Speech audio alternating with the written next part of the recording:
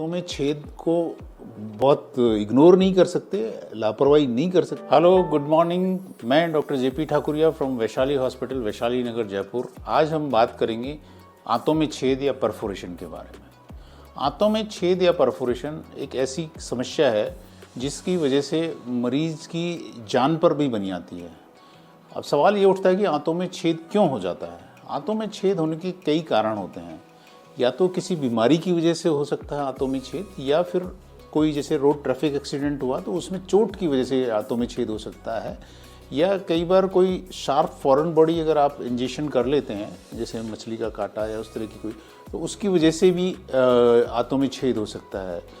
तो ये कुछ मुख्य कारण हैं। जो बीमारियां जो होती हैं जिनकी वजह से आंतों में छेद हो सकता है, उसमें सबसे कॉमन है एसिड ज़्यादा बनना है, या तो उसकी वजह से पेप्टिक परफोरेशन हम बोलते हैं उसको, उसकी वजह से पेप्टिक परफोरेशन होता है। तेज़ाब ज़्यादा बनने की वजह से सबसे कॉमन होता है आंतों में छेद।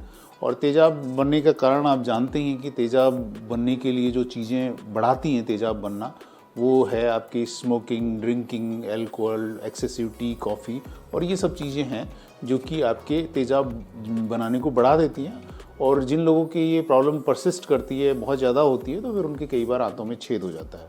पहला कारण होता है पेप्टिक परफोरेशन। उसके अलावा कई बार टाइफाइड जब लंबे समय तक चलता है तो टाइफाइड की वजह से आंतों में छेद हो जाता है। उसके अलावा कई बार अपेंडिक्स, जब अपेंडिक्स की प्रॉब्लम कई बार किन्हीं लोगों को होती है तो उनमें भी अपेंडिक्स में भी परफोरेशन हो जाता है। फिर आता है टीबी की वजह से भी कई बार आंतों में छेद हो जाता है। तो इस तरह से डायबिटिकुलाइटिस है, उसकी वजह से छेद हो जाता है। तो ये इस तरीके से कई सारे कारण होते हैं, कई सारी बीमारियां होती हैं जिनकी वजह से आंतों में छेद हो सकता है।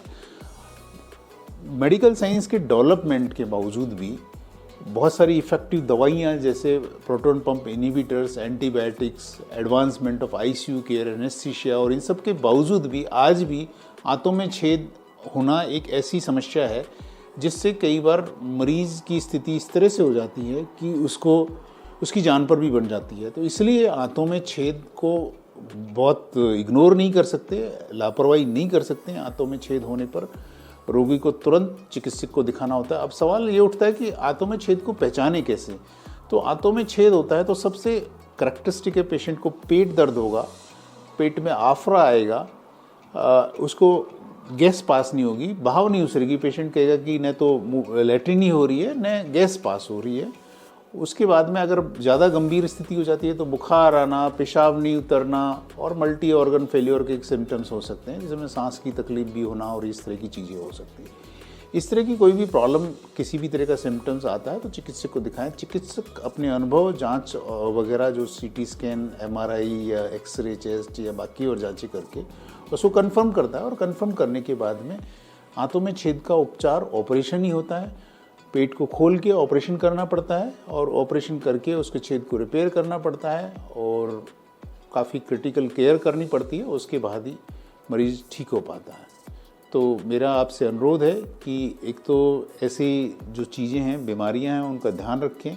जो बीमारियां होने की वजह जो हो सकती हैं, excessive drinking, alcohol, T, coffee, smoking, ये सब अवॉइड करें।